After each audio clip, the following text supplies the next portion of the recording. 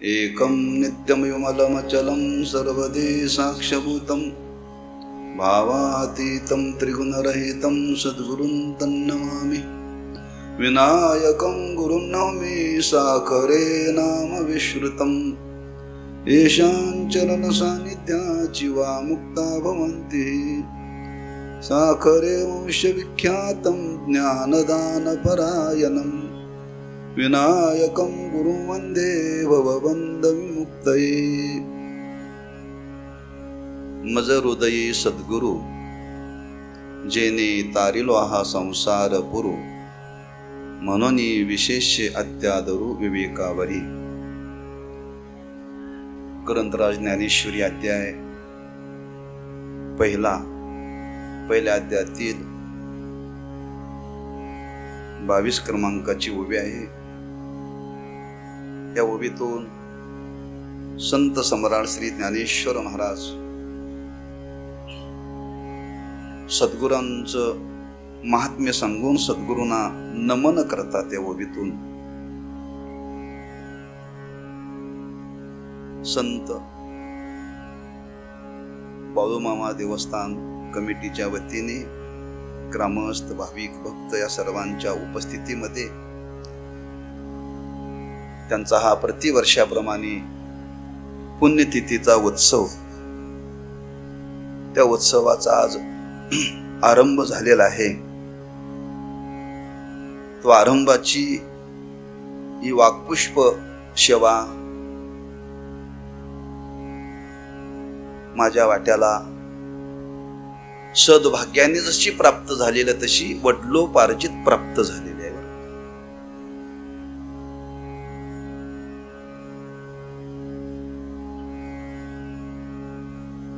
या पंचकृषीमध्ये एक साधू जीवन म्हणून पाहिलं जातं आरंभापासूनचा काल बरं का। आता मर्यादेच्या बाहेर त्यांचा नामाचा त्यांच्या महिमेचा विस्तार झालेला आहे। पण हयात असताना मामांचं जीवन वास्तविक साधू रूपामध्ये ओळखता येत नाही बरं का। साधूचं जीवन हे साधं असतं।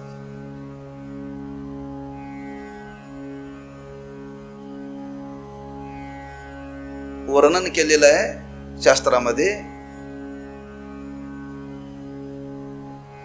एखादा दरिद्री एखाद्या समारंभाला आला तर त्या दरिद्र्याकडे कोणाचं लक्ष जात नाही बरं का। दरिद्री हा समाजामध्येच राहतो पण त्याच्याकडे कोणी पाहत नाही। पिशाच हे माणसामध्येच राहतं त्यालाही कोणी पाहत नाही। आणि साधूही समाजामध्येच राहतो त्याच्याकडे कोणी पाहत नाही बरं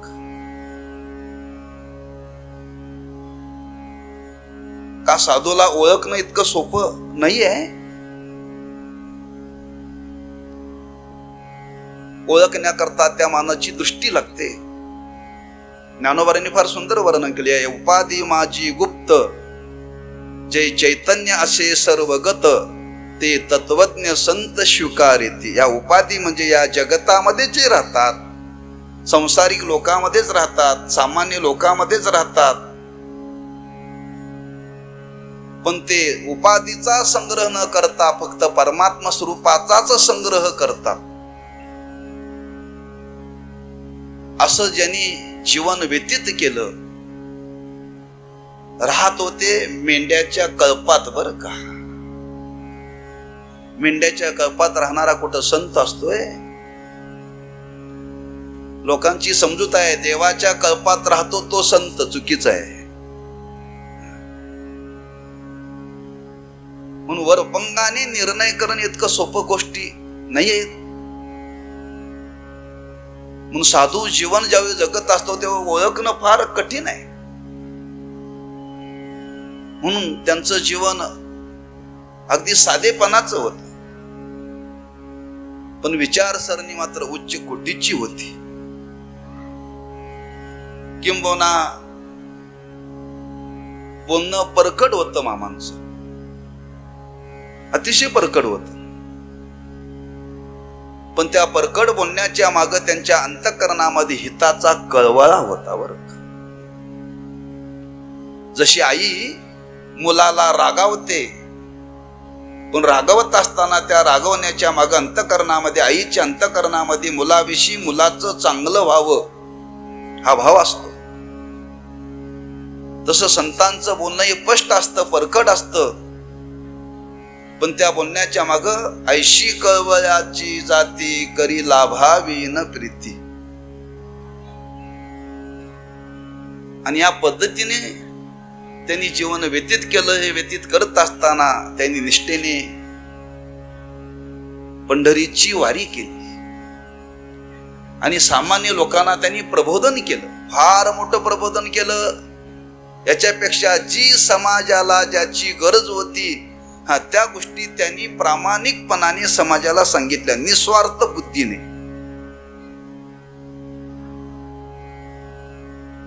कारण अलीकडे असे आहे, तुम्ही एखाद्या पंचांगवाल्याला विचारायला गेला तर पूर्वी पंचांगवाला काय ठेवता बघत नव्हता. अलीकडे पाट्या आहेत बाहेर त्याच्या घराला. पंचांग विचारण्याकरता यायचं असेल तर एवढे एवढे ठेवायचे. काय विचारायचं आहे त्याची त्यांनी विभागणी केल्या बरं का. मूर्त विचारायचं असेल तर एवढं ठेवा, कुंडली विचारायचं असेल तर एवढं ठेवा. ठेवल्याशिवाय माणसं सांगत नाहीत. मामाने जे कार्य केलं ते निरपेक्ष बुद्धीने केलं, अपेक्षा केली नाही. किंबहुना संत जगाकडून अपेक्षा करत नाही, एकच अपेक्षा करतो, समाजाचं भलं कसं होईल. त्याच्या पलीकडे त्यांच्या अंतःकरणामध्ये काहीही विचार नसतो बरं का. आणि या भावनेतून केलेलं मामानी कार्य आहे, अतिशय महान कार्य आहे. हे कार्य सामान्य कोणी करू शकत नाही. सत्ताधीश करू शकत नाहीत, धनाधीश करू शकत नाहीत. पण ज्याचं जीवन निर्मळ आहे, ज्याचं जीवन तृप्त आहे, ज्याचं जीवन व्यापक बोधाला प्राप्त झालेलं आहे, अशीच मंडळी समाजाकरता काहीतरी करू शकतात बरं. आणि या पद्धतीनं मामानी समाजाकरता केलेलं कार्य आहे. तेव्हा समाजावरती मामांचे नाम संतांचे ऋण आहे आणि त्या ऋणाचं स्मरण करण्याकरता हा उत्सव आहे बरं का.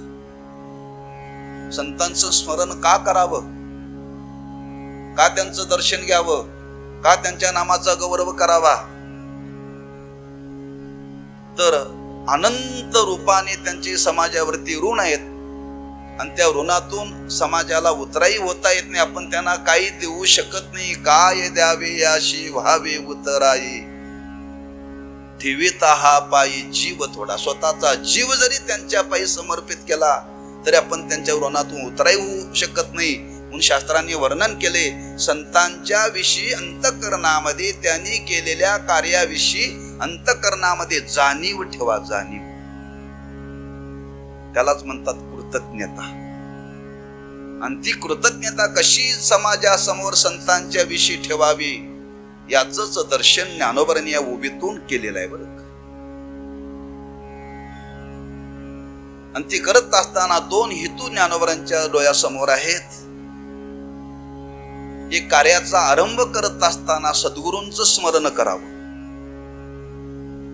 कार्याचा आरंभ करत असताना भगवंताच्या स्वरूपाचं स्मरण करावं. आणि कार्याचा आरंभ करत असताना त्यांच्या नामाचं स्मरण करावं. या तिन्ही मध्ये ऐक्य आहे. नाम नामीमध्ये अभेद आहे आणि संत आणि देव यांच्यामध्ये अभेद आहे. देवते संत, देवते संत निमित्त त्या प्रतिमा. नवे नवे असं वर्णन केलेलं आहे. देवाच्या समोर देवाचं वर्णन करण्यापेक्षा देवाच्या समोर त्याच्या भक्ताचं, त्यांच्या संतांचं वर्णन करण्याने देवाला अधिक आनंद होतो, अधिक आनंद होतो. म्हणून सद्गुरूंचं स्मरण आपण केलं पाहिजे आणि ते सद्गुरूंचं स्मरण कशा पद्धतीने करावं ज्ञानोबांनी या पहिल्या अध्यायामध्ये पहिल्यांदा भगवंताचं स्मरण केलं, तदनंतर सरस्वती मातेचं स्मरण केलं आणि तदनंतर सद्गुरूंचं स्मरण केलं. सद्गुरूंच्या स्मरणातली नमनातली पहिली ओवी पहिल्या अध्यायातली आहे बरं का. ह्याच्या अगोदरची ओवी आहे सरस्वती मातेचं वर्णन केले आणि त्या सद्गुरूंचं स्मरण करत असताना ज्ञानोबाराय वर्णन करतात, मज हृदयी सद्गुरु जेने तारिलो हा संसार पुरू म्हणून विशेषे अत्यादरू विवेकावरी. मज हृदयी माझ्या हृदयामध्ये. काय सद्गुरूंच्या विषयी ममत्म भाव आहे. तर ज्ञानोबाराय म्हणतात, माझ्या जीवनाला जे अस्तित्व प्राप्त झालं ते सद्गुरूंच्यामुळे अस्तित्व प्राप्त झालं बरं का. सद्गुरु निवृत्तीनाथांनी माझ्यावरती कृपा केली, मला अनुज्ञा दिली, ज्ञानदेवा आपण गीतेवरती भाष्य करावं. तेव्हा ज्ञानोबाराय म्हणतात, एरवी तरी मी मूर्खू, माझ्यासारख्या मूर्खाने आपल्याजवळ काय वर्णन करावं. नम्रता व्यक्त केली.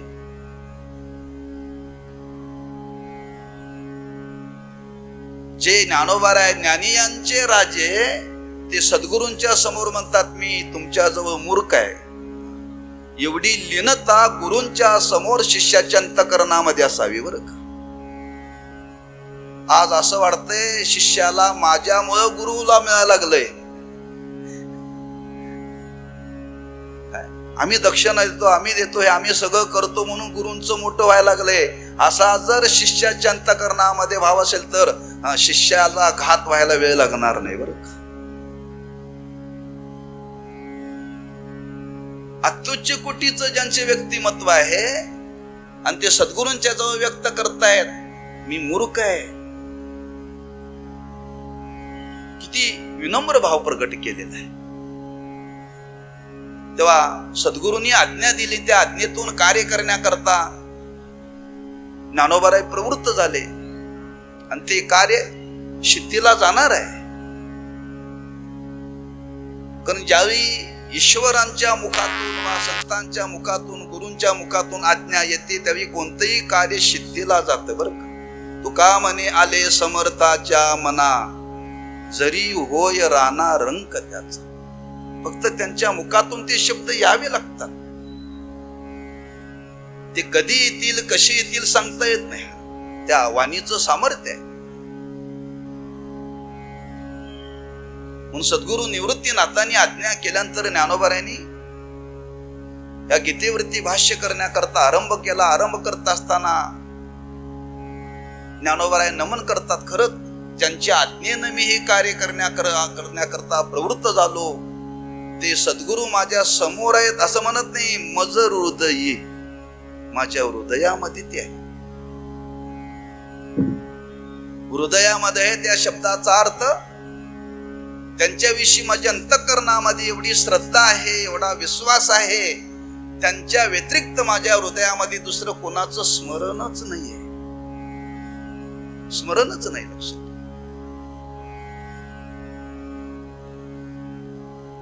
13व्या अध्यायामध्ये वर्णन करताना ज्ञानोबांनी वर्णन केले, जयांचे केली या स्मरण वय आधी विद्येचे अधिकरण, ते वंदू श्री गुरु चरण, तेची वंदू श्री गुरु चरण. सकळ तिथं शब्द वापराल, जयांचे केली या स्मरण. हा महत्वाचा शब्द आपल्या समोर प्रकट करायचा मला. त्यांचं स्मरण अखंड चित्तामध्ये असावं आणि ते स्मरण करण्याकरता शब्द वापरला मज हृदयी. सद्गुरु शब्द वापरला. सत अधिक गुरु बरोबर सद्गुरु. सतनाम परमात्मा, सतनाम ब्रह्म, जे ब्रह्मस्वरूपाला प्राप्त झालेले आहेत, ज्यांना ब्रह्मानुभूती आलेली आहेत, अशा पदावरती जे आरूढ आहेत असे माझे सद्गुरु बरं का. गुरु वेगळे आणि सद्गुरु वेगळे. नाथ महाराजांनी वर्णन केले, घराघरात गुरु आहेत असं वर्णन केले, पण सद्गुरु घराघरात जन्माला येत नाहीत बरं का. तंत्र मंत्र विद्या ऐशे सद्गुरु आहे ती आयती शब्द वापरला. तंत्र मंत्र देणारे गुरु घराघरात लक्ष ठेव, पण सद्गुरु पदाला प्राप्त झालेले मात्र एकच आहेत, ते घराघरात सापडत नाही. लक्षात ठेव.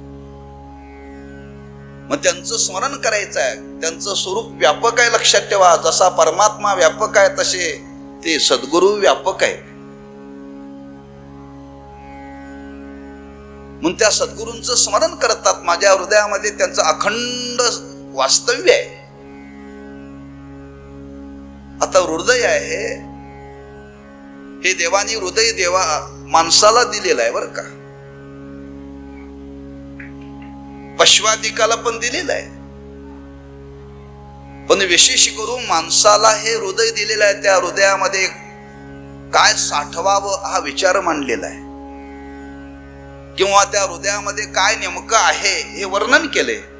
प्रत्येकाच्या हृदयामध्ये काय आहे हो, फक्त ठोके वाजतात पडतात एवढंच आम्हाला माहिती आहे.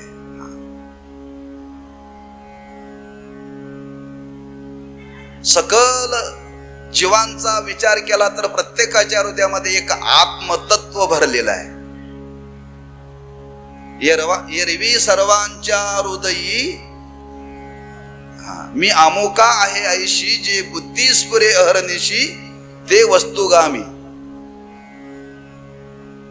प्रत्येकाच्या हृदयामध्ये ते परमात्म तत्व आहे. प्रत्येकाच्या जेव्हा तुम्हाला ज्ञात असो अज्ञात असो, तुम्ही माना अगर न माना, ते प्रत्येकाच्या हृदयामध्ये आहे बरं. ते आहे म्हणून आपलं शरीर आहे. मग कुणी शंका घे, आज हृदय तज्ञ डॉक्टर आहेत, हृदयाचं ऑपरेशन करतात. त्यांच्या हाताला कधी लागला काय तो?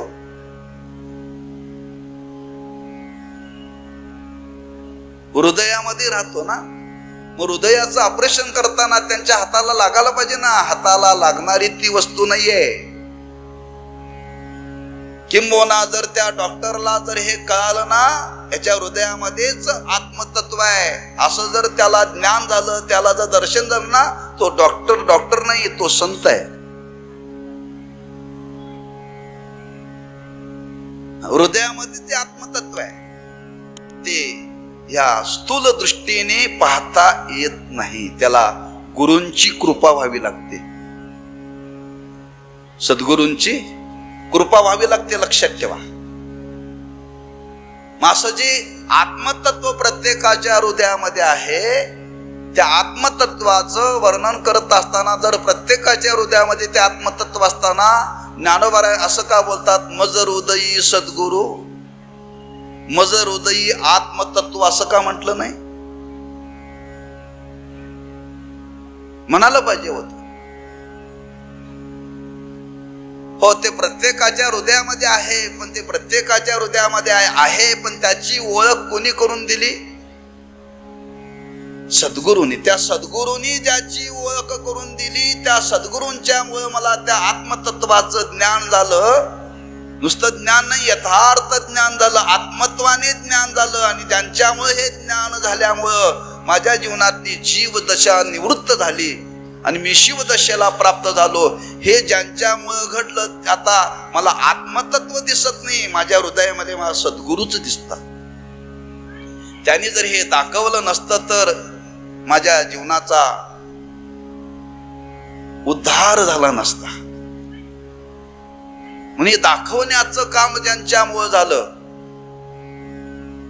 ज्यांनी मला दाखवलं तेच माझ्या हृदयामध्ये आहेत. नवे नवे ते आणि ज्यांनी तत्व दाखवलं ते आता वेगळे राहिले नाहीत, दोन्ही एकच आहे. असं त्यांचं स्मरण करणं हे मंगल स्वरूप आहे बरं का. हे सजासजी करता येत नाहीये. म्हणून त्यांच्या स्वरूपाचं वर्णन करणं, त्यांची स्तुती करणं, त्यांच्या नामाचा घोष करणं हे मंगल आहे. अनेक रूपाने मंगलाचं वर्णन केलेलं आहे. स्वरूपाच्या दृष्टीने वर्णन आहे, काही स्तुतीच्या रूपाने वर्णन केलं जातं. म्हणून स्वरूप दृष्टीनं ज्ञानोबाराय वर्णन करतात, माझ्या हृदयामध्ये सद्गुरूच आहेत का, सद्गुरूंनीच माझ्या जीवनाचं परिवर्तन केलं. आज माझ्या जीवनाचं मला ज्ञान, रहस्य, वर्म ज्यांनी दाखवलं. म्हणून त्या विषयी महाराजांचे उद्गार आहेत, ज्ञानदेव मने गुरुचा मी दास, नेने साधनास आन काही.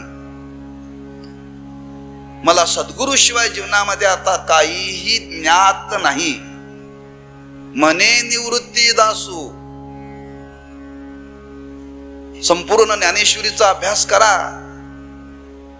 जिथं जिथं उल्लेख करत असताना मी सद्गुरु निवृत्ती दासांचा दास आहे, सद्गुरूंचा दास शब्द वापरला बरं.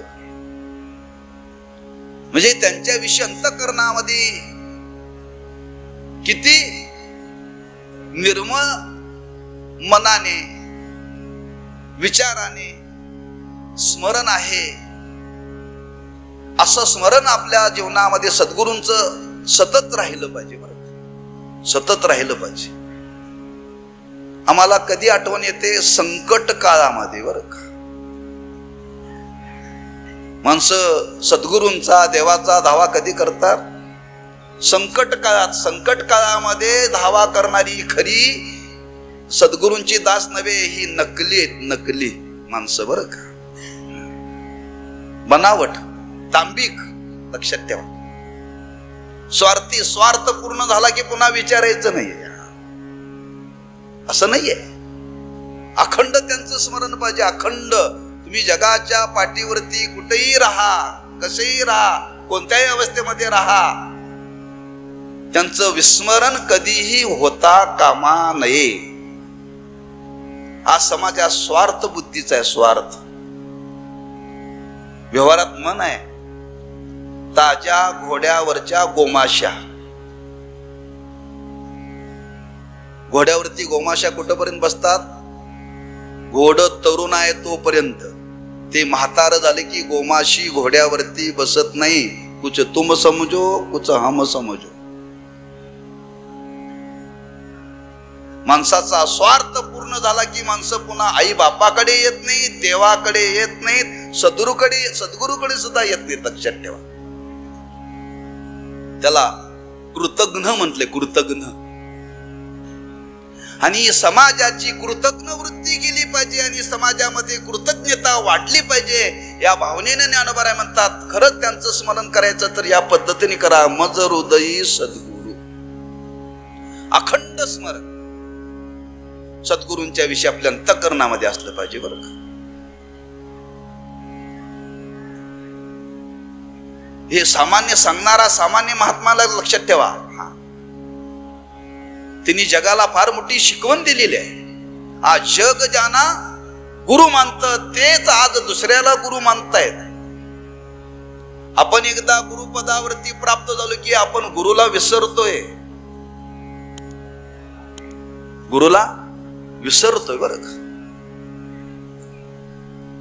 कधी विसरू नये बरं का. म्हणून त्यांचं स्मरण हृदयामध्ये अखंड ठेवावं. आणि त्या भावनेतून ज्ञानोबाराय शब्द वापरतात, मज हृदयी सद्गुरू. माझ्या हृदयामध्ये त्या सद्गुरूंचं स्मरण आहे. नवे नवे तेच माझ्या हृदयामध्ये अखंड राहतात. म्हणून महाराजांचे उद्गार आहे, श्री गुरु सारिका असता पाठी राका, इतरांचा लेखा कोण करी. इतरांची गरज नाही. लक्षात ठेवा. एक सद्गुरू जीवनामध्ये प्राप्त झाले की, आणि अशा सद्गुरूंच्या आज्ञेतून आज हे कार्य शिथिला जात आहे.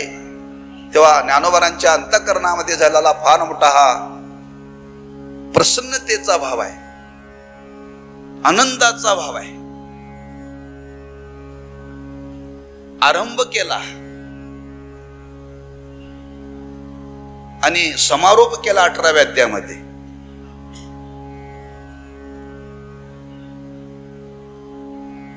किंबहुना तुमचे केले धर्म कीर्तने सिद्धी नेले हित माझे जी उरले पायी कपन. 18व्या अध्यायामध्ये पसायदानाच्या अगोदरची उभी आहे. त्या उभीतून ज्ञानोबा म्हणतात किंबहुना तुमचे केले, तुमच्या आज्ञेनं या कार्याला आरंभ केला, हे तुमचंच आहे, माझं नाहीये.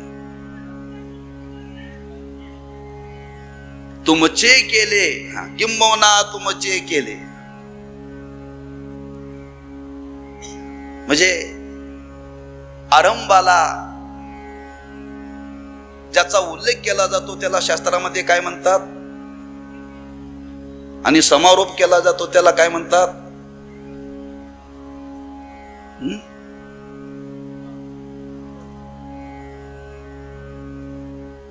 मंगल झालं हो. उपसंहार, उपक्रम आणि उपसंहाराची एक वाक्यता वक्त्याच्या बोलण्यात पाहिजे बरं का. लोकांनाही काही कळत नाही ना, उपक्रम म्हणजे काय आणि उपसंहार म्हणजे काय. ज्याचा उपक्रम केला त्याचाच उपसंहार झाला पाहिजे. उपक्रमामध्ये सद्गुरूंचं स्मरण केलं, त्यांच्या आज्ञेचं स्मरण केलं, आणि तेच उपसंहारामध्ये सांगतायत किंबहुना तुमचे केले. म्हणजे कार्याचा आरंभ करून कार्याचा शेवट होईपर्यंत, ज्या दिवशी सद्गुरूंची कृपा झाली तोपर्यंत आपल्या जगतामध्ये अस्तित्व आहे, तोपर्यंत त्यांचं स्मरण अखंड राहिलं पाहिजे बरं का. त्यातला भाव आहे. आणि त्या भावनेतून ज्ञानोबा इथं प्रगट करतायत की खरंच आज सद्गुरूंचं स्मरण चित्तामध्ये अखंड ठेवा, अखंड ठेवा बरं. किंबहुना ज्याने आपल्या हृदयामध्ये सद्गुरूंचं स्मरण अखंड ठेवलेलं आहे, त्याच्या हृदयामध्ये विकार कधीही चाल करणार नाहीत. विकार कधीही चाल करणार नाहीत बरं का. दोष त्याच्या शरीरामध्ये प्रवेश करणार नाहीत.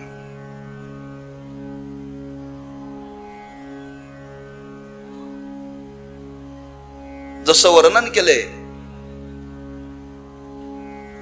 एखाद्या खोलीत डास फार आहेत, ते डास बाहेर काढण्याकरता काय करावं लागतं, धूर करावं लागतं. खोली भरून धूर केला ना सगळे डास बाहेर जातात, एकही डास राहत नाही बरं का. आता ते निघाले, कॉईल निघाले, त्या रूम मध्ये लावले ना, त्या कॉईल मधून वास येतो, वास आला की त्या वासाने डास सगळे बाहेर जातात बरं का. त्या खोलीमध्ये त्या कॉईलचाच वास असतो, त्या वासाचा परिणाम एकही डास राहत नाही. तसा हृदयामध्ये सद्गुरूंचा वास झाल्यानंतर क्रोध रूपी विकार रूपी डास आत राहतील. पण आम्ही फक्त झोपतानाच कॉईल लावतोय हो, दिवसभर नसते कॉईल. तर आम्ही संकट काळातच आम्ही त्यांचं स्मरण करतो, एरवी करत नाही. अखंड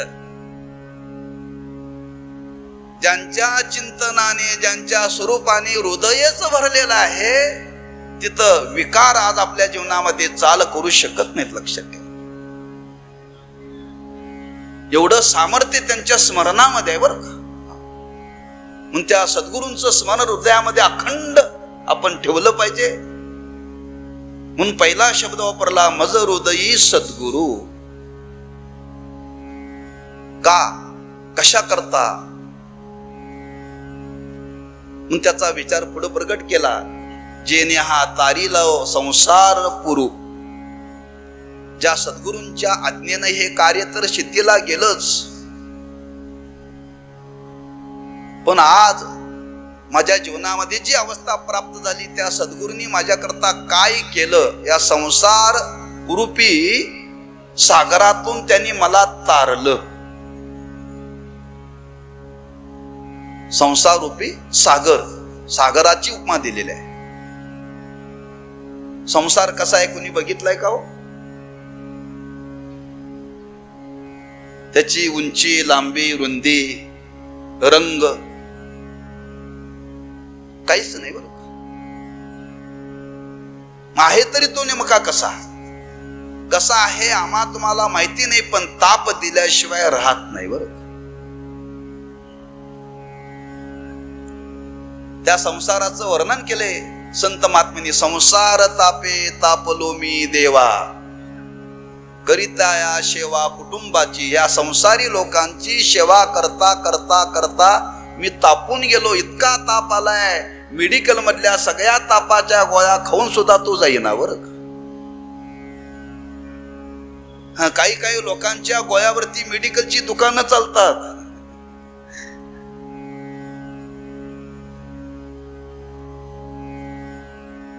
आमचे तीर्थरूप महाराजांचे अनुग्रहित होते, वैकुंठवासी झाले. ताकमारे अण्णा ते मिलिटरीत होते, रिटायर झाले. ऑपरेशन त्यांचं हृदयाचं झालं. ते महिन्याला पंढरपूरला यायचे, तिथं वास करायचे आणि ते गोळ्याचा एवढा मोठा बॉक्स काढायचे. अण्णानं म्हटलं, अण्णा एवढ्या गोळ्या खाण्यापेक्षा एक बंदुकीची गोळी खाऊन मेलेलं बरं. सकाळी ओंजाळभर खायच्या, संध्याकाळी ओंजाळभर खायच्या, असं रतीपोत मरेपर्यंत. मी कशा करता सांगतोय, विनोदाचा भाग सोडून द्या. संसार तापे तापलो मी देवा. हे आपण संसार करून करून तापलोय, हा ताप कशाने निवृत्त होणार आहे हो? नवे नवे ज्ञानोबारांनी तुकोबारांनी वर्णन केले. या संसाराचा परिणाम देव धर्म सांदी पडिले सकळ, विषयी गोंधळ गाजत असे. ह्या संसारामध्ये माणसं एवढी आसक्त झाली, देव धर्म सांदी कोपऱ्यात पडले. देवाची आठवण नाही, धर्माची आठवण नाहीये. एवढा संसाराचा परिणाम आमच्या तुमच्या मनावरती झालाय, लक्षात ठेव. नवे नवे ज्ञानोबाराय वर्णन करतात. जो जो जो जो प्राणी कामिया भरू काय भरू, देहाची वरी आदरू, म्हणून पडिला आदरू विसरू आत्मबोधाचा. जे प्राणी या कामी भरू, देहाची वरी आदरू, म्हणून पडिला विसरू आत्मबोधाचा. कसं आहे, मी येताना असं काही ठरवून आलेलं नाही बरं का. ते ठरवून आलं म्हणजे ते सगळं सुचतंय हो. चिठ्ठ्या लिहून काहीतरी डोक्यात घेऊन म्हणलं, मामांच्या सान्निध्यात गेल्यानंतर मामा जसे बोलवतील तसं आपण बोलण्याचा प्रयत्न करू. त्यांचं स्मरण करायचं आहे, त्यांचंच वर्णन करायचं आहे. तो आपण येताना भांडवल कशाला, फक्त एकच भालवून आणलंय, श्रद्धा.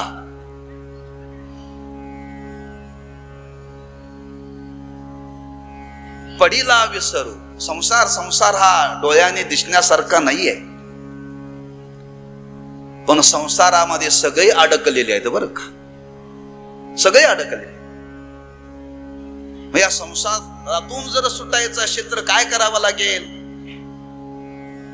याला तोडता येत नाही, याला मोडता येत नाही, याला जाळता येत नाही, कारण तो पाहण्याचा विषयच नाहीये. किंबहुना शास्त्रांनी वर्णन केले तो अनिर्वचनीय आहे. मग त्याला जर घालवायचं असेल तर काय केलं पाहिजे? त्याला एक ज्ञान नावाचं खडग, याच्याशिवाय त्याची निवृत्ती होऊ शकत नाही. मग ज्ञान नावाचं खडग कुठं मिळतं? ते गुरूंच्या जवळ मिळतं, कुठे मिळत नाही ते. माशी हे महात्मे काय करतात? ज्ञानोबा म्हणतात, ह्या जीवाला संसार सागरातून तारतात. संसार सागरातून तारतात म्हणजे ह्या संसाराचं काय स्वरूप आहे ते पहिल्यांदा दाखवतात बरं का. संसार कसा आहे सगळ्यांना प्रमाण पाठ आहे. संसार दुःख मुळ चहूकडे इंगळ, विश्रांती नाही कोठे रात्रंदिवस तळमळ. हे स्थूल दृष्टीने केलेलं वर्णन आहे, स्थूल दृष्टीने केलेलं वर्णन आहे. संसार आहे तरी कसा? तो तुकोबारे म्हणता संसार कसा आहे सांगू तुम्हाला, जसा दोरीवरती सर्प भासावा तसा हा भासलेला आहे. हा खरा नाहीये, मिथ्या आहे, खोटा आहे, पण आम्ही त्याला खरं मानलंय. आम्ही त्याला खरं मानलं आणि खरं मानल्यामुळं आज आपण त्या संसार सागरामध्ये बुडायला लागलो. बरं, बुडायला लागलो. एक ग्रस्त पावसाळ्याच्या दिवसामध्ये निघाले होते. पूर्वीच्या काळामध्ये पूल नव्हते, नावा होत्या, सर्व ठिकाणी नावा नव्हत्या. एक पोहणारा ग्रस्त होता. आता नदीतून पलीकडे जायचं आहे. त्यानं नदीमध्ये उडी मारली. नदीला पाणी वाढलेलं होतं. पलीकडे निघाला, पण पोहता पोहता पोहता थोडा दम लागला. बरं का, दम लागला म्हणून त्याला वाटलं आधार घ्यावा, म्हणून त्या नदीमध्ये एक अस्वल वाहत येत होता. अस्वल, त्याला वाटलं घोंगडच आहे. आधार धरावा म्हणून त्याला धरलं. धरल्याबरोबर ह्यानं धरायच्या आधी त्याने त्याला धरलं. आता त्या अश्वलाने धरलं. त्याला वाटलं मी बुडा लागले, मला आधार मिळाला. ह्याला वाटलं मी बुडावले, मला आधार मिळाला. दोघही बुडाले. बरं, आपण बुडू नये असं वाटत असेल तर आधार देणारा माणूस तसा खंबीर पाहिजे ना. अस्वलाला ह्याने मिठी मारली, दोघही बुडाले. मग त्यातून बाहेर जाण्याकरता बाहेर काढणारा कोण पाहिजे?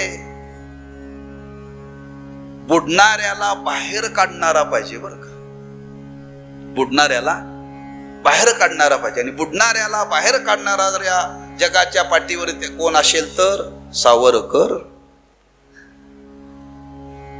एक संत आहेत, संत.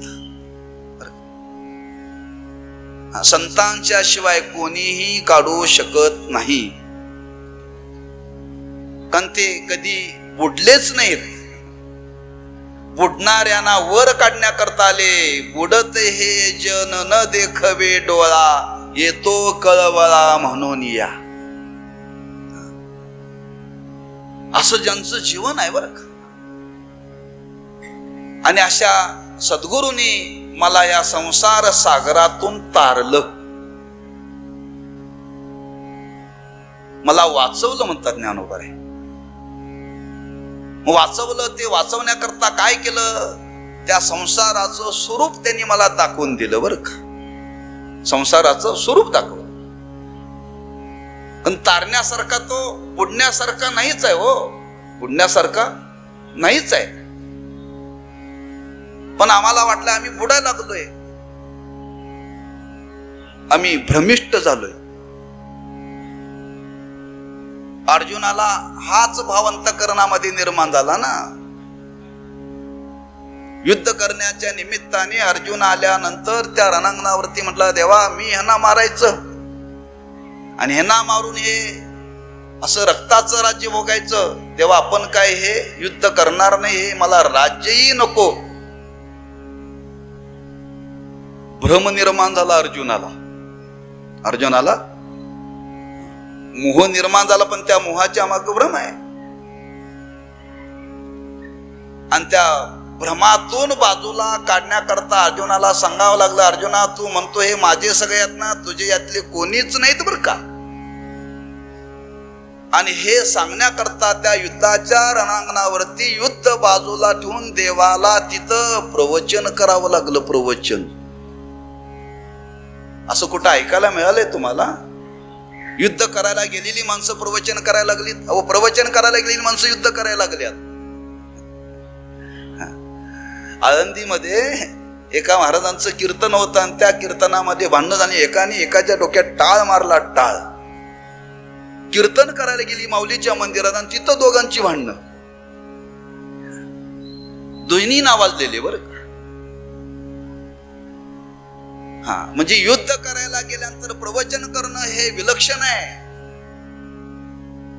आणि प्रवचन करायला गेल्यानंतर युद्ध करणं हे लाजिरवान आहे. अर्जुनाच्या चित्तातला भ्रम घालवण्याकरता तिथं प्रवचन करावं लागलं. म्हणजे व्यासपीठावरती बसून केलं नाही, तिथं 4 युक्तीच्या गोष्टी अर्जुनाच्या अंतःकरणामध्ये देवाला विवेक जागा करावा लागला. विवेक जागा करावा लागला बरं का. तसं इथं ज्ञानोबा म्हणतात, त्या संसार सागरातून तरुण जाण्याकरता सद्गुरूंनी काय केलं, आमच्या अंतःकरणामध्ये विवेक जागा केला आणि त्या विवेकाच्या द्वारे या संसाराचं स्वरूप त्यांनी आम्हाला यथार्थ दाखवलं बरं का. खरं काय आणि खोटं काय हे कळलं पाहिजे. कोणाला कळलं पाहिजे? लोकांची समजूत आहे ह ब प वाल्यांना. शास्त्र सांगतं प्रत्येक जीवाला कळलं पाहिजे. हा, संसारातून तरुण जायचं असेल तर पहिल्यांदा खरं काय आणि खोटं काय कळलं पाहिजे, तर संसार करता येईल. आधी प्रपंच करावा नेटका, मग करावा परमार्थ. आम्हाला प्रपंचच जुळला नाही, परमार्थ कधी करणार? नेटका म्हणजे चांगल्या गाड्या घ्या, चांगले बंगले बांधा, हा नेटका नव्हे. त्या संसाराचं स्वरूप जाणून घ्या आणि त्या संसाराचं स्वरूप ज्या साधनाच्या द्वारे आपल्याला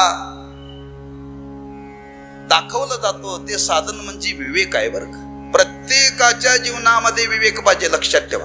प्रत्येकाच्या जीवनामध्ये राजकारण करणारा असो, समाजकारण करणारा असो, प्रपंच करणारा असो, कोणतंही कार्य करायचं असेल तर विवेक पाहिजे. आणि तो विवेक संतांच्याच कृपेनं, त्यांच्याच संगतीत तो जागृत होतो बरं का. म्हणून 18व्या अध्यायामध्ये वर्णन केले, संत ते विवेक असणे कीजे. आणि ते संत काय करतात, जे सद्गुरूंच्या सानिध्यामध्ये गेले ते फक्त त्याच्या जीवनातला विवेक जागा करतात. खरं काय आणि खोटं काय. आपण ज्याला खरं म्हणतो ते खोटं आहे आणि ज्याला खोटं म्हणतो ते खरं आहे, हे आम्हाला माहिती नाही बरं का. आपण देव खरा म्हणतो का खोटा? लोक म्हणतात खरा असता तर दिसला असता, खरा असता तर दिसला असता. हे दिसणार जग खोटं आहे पण याला खरं म्हणायला लागले. खऱ्याला खोटा आणि खोट्याला खरं, असं जीवनामध्ये चालत नाही. लक्षात ठेवा, दुनियेतला फरक कळायला पाहिजे. खरं खरं कळलं पाहिजे आणि खोटं खोटं कळलं पाहिजे. कधी कळेल? MBBS झाल्यावर, न्यायाधीश झाल्यावर, इंजिनियर झाल्यावर. गुरूंच्या कृपेशिवाय हे कळत नाही. लौकिक ज्ञानाने हे जीवनामध्ये कळत नाही. लक्षात ठेवा, हे गुरुच आपल्याला विवेक चित्तामध्ये जागा करू शकतात. म्हणून त्या गुरुनी मला त्या संसाराचं स्वरूप जाणून दिलं. हा संसार कसा आहे? खोटा आहे. खोटा किती खोटा आहे? खोटं म्हणणं सुद्धा त्याला चालत नाही.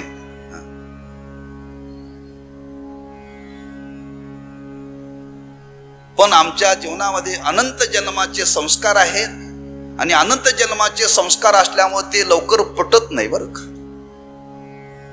एक प्रसंग आपल्याला सांगतो.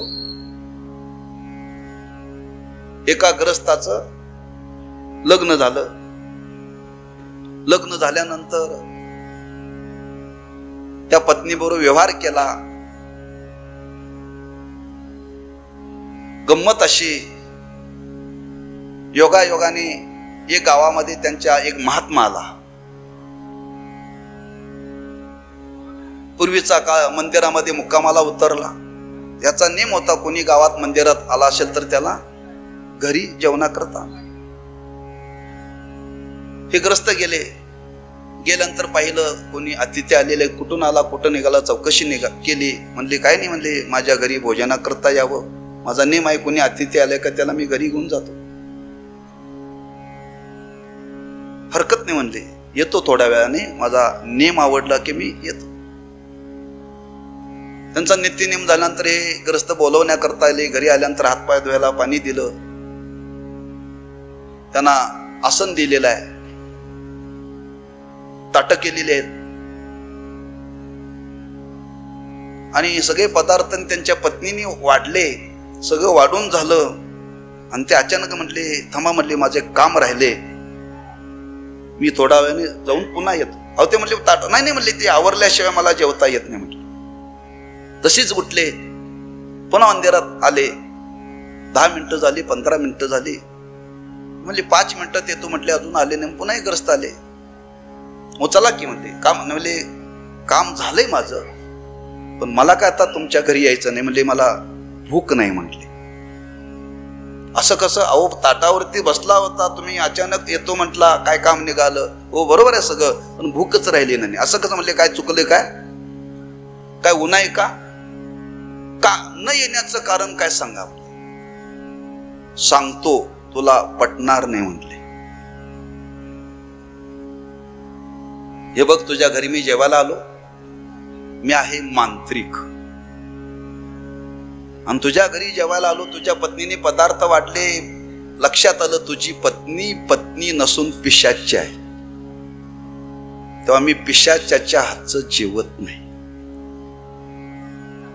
असं त्यांनी खुणा सांगितल्या, तिची पिशाच्याची टाच पुढं असते वगैरे वगैरे काय कोणा सांगितलंय, त्याची सावली पडत, पिशाच्याला टाच नसते बरं का.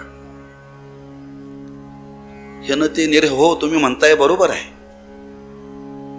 ते म्हणला मी आता घरी जाणार नाही, म्हणजे तुमच्या बरोबरच येणार म्हणाला. म्हणजे का? अरे तिच्या बरोबर बायको म्हणून तू संसार केला, म्हणजे केला, कळाली नाही म्हणून केला, मला आता कळाली, आता मला करायचं नाही. याला म्हणतात विवेक. आता आपण बायको म्हणून मी केली, पण मला कळाली बायको नसून पिशाची आहे. तसं संत आपल्याला विवेकातून सांगतात, संसार संसार संसार खरा नसून खोटा आहे, फक्त या संसारामध्ये एकच तत्व आहे, फलकट तो संसार येते सार भगवंत. हे गुरुनी मला आज याचं ज्ञान करून दिलं आणि परिणाम या संसाराविषयी मिथ्यात्व निश्चय झाला. आणि मिथ्यात्व निश्चय झाल्यावर आता संसार माझ्या दृष्टीने राहिलाच नाही, न झाला प्रपंच आहे परब्रह्म, अशा बोधावरती मी प्राप्त झालो. आता म्हणतात संसारातून मी तरुणच गेलो. हे ज्या गुरुनी मला ओळख करून दिली, कशामुळे दिली? विवेकाने. त्या विवेकावरती माझा आदर आहे बरं का. म्हणून विशेष अत्यादरो विवेकावरी.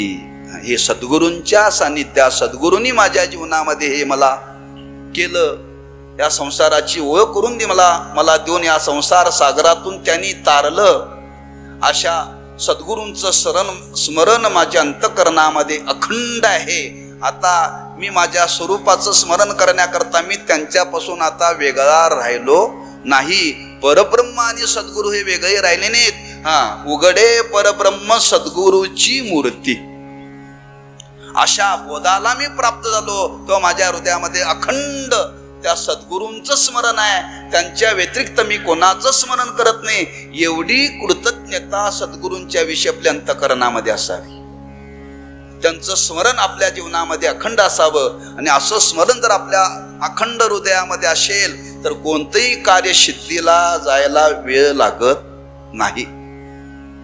म्हणून त्यांचं स्मरण असं त्या सद्गुरूंचं स्वरूप आणि त्या सद्गुरूंचं कार्य, त्या कार्याचं, त्यांच्या स्वरूपाचं स्मरण ज्ञानोबाराय त्या आरंभालाच करतात. म्हणून त्यांचं स्मरण करणं हे मंगल आहे. म्हणून सद्गुरूंचं स्मरण केलं पाहिजे. का आपण ज्यांच्या सानिध्यामध्ये हा सोहळा साजरा करतो, एक नेम आहे, ज्याचे गावी करावा वास त्याशी नसावे उदास. ज्यांच्या सानिध्यामध्ये आपण राहतो त्यांचं स्मरण करायचं आहे. त्यांचं स्मरण करून ते त्यांच्याच चरणी समर्पित करायचं आहे. तुम्ही चंद्रभागेमध्ये गेला, मग त्या चंद्रभागेची पूजा करायला सांगितलेली आहे. मग चंद्रभागेची पूजा करायची, मग आता पाणी कुठून घेऊन जायचं? बिस्लरीचं जाताना बाटली बरोबर भरून न्यायची, नाही का? अरे चंद्रभागेच्या त्या पाण्याची, त्या तीर्थाची पूजा करायची आहे. मग तीर्थाची पूजा करण्याकरता पाणी पाहिजे का नाही? घरातून घेऊन जावं का तिथलंच पाणी घ्यावं? चंद्रभागेचंच पाणी घ्यावं आणि चंद्रभागेच्याच पाण्याने चंद्रभागेची पूजा करावी, दुसरं पाणी चालत नाही. तसं ज्यांच्या सानिध्यात आलो त्यांचंच घ्यायचं आणि त्यांचंच वर्णन करायचं आणि ते त्यांना समर्पित करायचं, ही पूजा आहे. या पद्धतीनं त्यांचं स्मरण आपल्या जीवनामध्ये अखंड राहावं म्हणून ज्ञानोबराय जगाला संदेश देतात. बाबांनो, अखंड हृदयामध्ये सद्गुरूंचं स्मरण ठेवा. हा आदर्श जगाच्या समोर प्रगट करण्याकरता ज्ञानोबराय इथं अतिशय आत्मीयतेनं अतिशय आदर भावाने प्रगट करतात. मज हृदयी सद्गुरु जेने तारिलो हा संसार पुरू, म्हणून विशेषे अत्यादरू विवेकावरी. या भावनेतून ज्ञानोबरांनी हे शब्द प्रकट केलेले आहेत. तोच भाव मनी मानशी घेऊन आज या ठिकाणी मामांच्या उत्सवाला आरंभ झालेला आहे. तेव्हा आरंभाची सेवा आपल्या वाट्याला योगायोगाने प्राप्त झालेले महत् भाग्याने बरं का. मला तर फार आनंद होतो पहिल्या दिवशी सेवा करायला. कुठेही काय लोक म्हणतात पहिला दिवस देऊ नका म्हणतात का, ऍडजस्टमेंट नसतं काय तिथं, जोवाजोवा करावं लागते हो. मग बरेच लोक तारीख घेताना विचारतात सप्ताह कधी सुरुवात होणार आहे, दुसरा पासून कुठलाही दिवस द्या. पण मी अण्णांना फोन केला, म्हटलं पहिला दिवसच द्या. दुसरा दिवस होता, पत्रिका छापायची होती, गेल्या वर्षी पण पहिला दिवसच घेतला मागून बरं का. आणि पहिल्या दिवसाची सेवा करण्याचा फार आनंद. पहिला मान ना आणि पहिला मान असं कोणाला तरी मिळत नाही. वडलो पार्जित पुण्याई असावी लागते बरं का. तेव्हा झालेली सेवा मामांच्या चरणी समर्पित करायचे.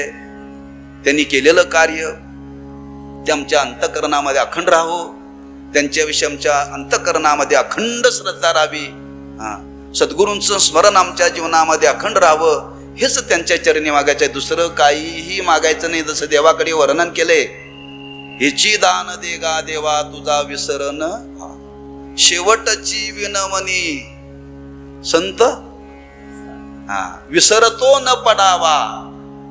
त्यांच्याकडे हेच मागायचं, आमचा विसर पडू दे नका आणि तुमचाही आमच्या जीवनामध्ये कधीही विसर पडू नये, ही त्यांच्या चरणी प्रार्थना करून सेवेला पूर्ण विराम देऊ.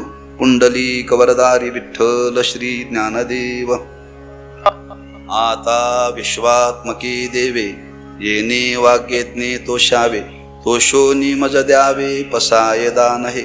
जे खरांची व्यंकटे सांडो तया सत्कर्मी रती वाढो, भूता परस्परे पडो मैत्र जीवाची दुरिताची तिमिर जावो.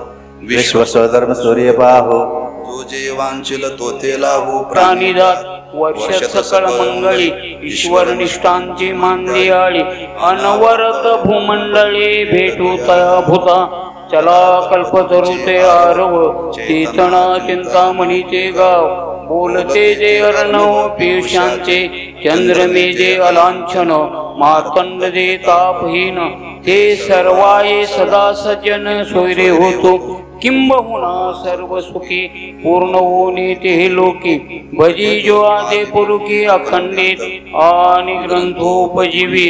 विशेष लोकी द्रष्टा द्रष्ट विजय व्हावे. येत म्हणे श्री विश्वेश्वरावो, हा होईल दान पसावो. येणे बरे ज्ञान देवो सुखिया झाला. येणे बरे ज्ञान देवो सुखिया झाला. येणे बरे ज्ञान देवो सुखिया झाला. सुखिना संतो सर्वे संतो निरामया, सर्वे भद्राणि पश्यन्तु मा कश्चित् दुःखमाप्नुयात्. ओम पूर्णमिदं पूर्णमदः पूर्णात् पूर्णमुदच्यते पूर्णस्य पूर्णमेवावशिष्यते. एक सूचना द्यायची आहे की या मामांच्या उत्सवापासून आरंभापासून ज्यांनी या उत्सवाला मुहूर्त मेढापासून ज्यांनी हजेरी लावली असे वैकुंठवासी तीर्थरूप काजवे महाराज, त्यांचा प्रथम पुण्यतिथी सोहळा 8 सप्टेंबरला कोकण येथे संपन्न होत आहे. भाद्रपद शुद्ध पंचमी ऋषी पंचमी रविवार आहे, 8 सप्टेंबर आहे. आणि एक दिवशी त्यांचा पुण्यतिथी उत्सव आयोजन केलेला आहे, तेव्हा सर्वांना आमंत्रण इथं देतो आपण, उपस्थित आहात, पत्रिका आणखी पाठवली जाईल. तेव्हा एक दिवसाचा कार्यक्रम सकाळी 5 ते 6 काकड आरती आहे, 7 ते 9 नवाबाराध्याचं पारायण आहे, 10 ते 12 श्री गुरु बाळासाहेब महाराज देवकर तुकोबऱ्यांचे विद्यमान वंशज यांचं दुपारचं पुण्यतिथीचं कीर्तन आहे, 4 ते 5 हरिपाठ आहे, 5 ते 5:30 ते 6:30 हरिभक्तपारायण अशोक कौलकर सरांचं प्रवचन आहे आणि 7 ते 9 प्राध्यापक डॉक्टर श्याम महाराज नेरकर परळी वैजनाथ यांचं संध्याकाळचं कीर्तन आहे. हा सर्व कार्यक्रमाकरता आपण उपस्थित राहू अशी सर्वांना आग्रहाचं आमंत्रण. कुंडली कवरदा हरी विठ्ठल श्री ज्ञानदेव तुका. हे पहा, आता प्रवचन सेवा सुंदरपैकी अशी झालेली आहे, तर यानंतर मामांची आरती होईल आणि आरती झाल्यानंतर सर्वांनी प्रसाद घ्यायचा आहे आणि प्रसाद झाल्यानंतर 9 ते 11 या वेळेमध्ये वैराग्य मूर्ती प्रभाकर नाना झोलकर गंगाखेड यांचं सुश्राव्य असं कीर्तनाचा कार्यक्रम होणार आहे. तरी सर्व भाविकांनी वेळेवर उपस्थित राहून या कार्यक्रमाचा लाभ घ्यावा ही विनंती. कुंडली कवरदेव हरी विठ्ठल श्री ज्ञानदेव तुका. विठ्ठल विठ्ठल विठ्ठल विठ्ठल विठ्ठल विठ्ठल विठ्ठल विठ्ठल विठ्ठल.